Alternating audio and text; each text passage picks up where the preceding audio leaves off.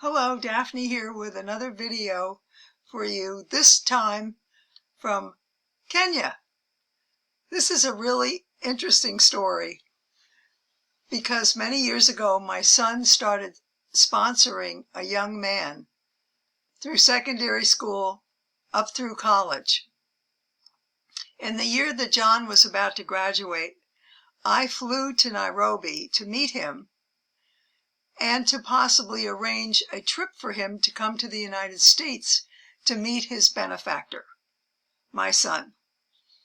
Anyway, while I was there, John asked me if I would like to travel with him to Maili Tatu outside of Nairobi, about a 3-hour ride over bumpy dirt roads, to a little town called Maili Tatu on the border of Tanzania.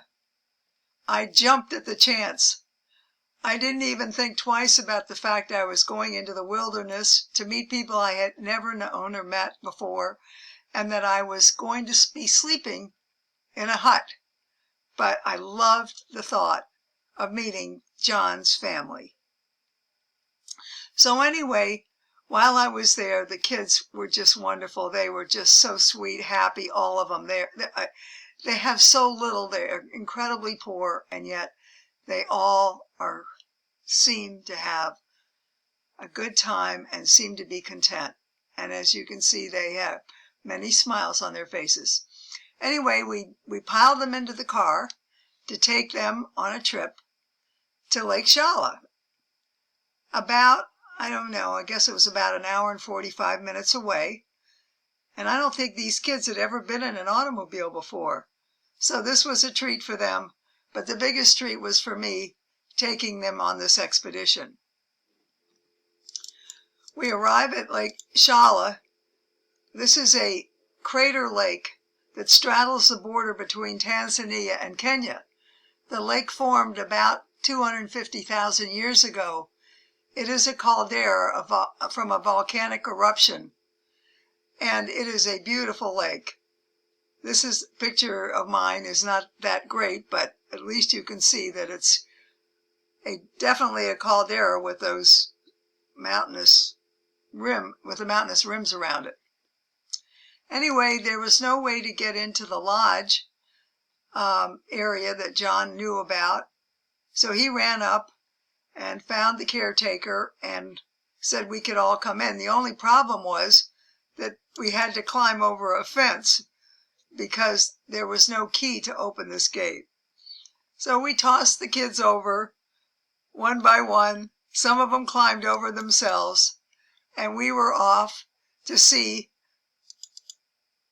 the Wizard of Challa Lake, the caretaker.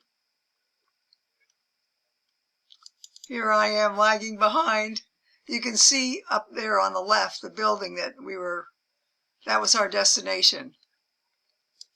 Here are the kids with the caretaker, who was absolutely delighted that we were there because we gave him a number of shillings for the privilege of visiting this broken down wreck of a structure.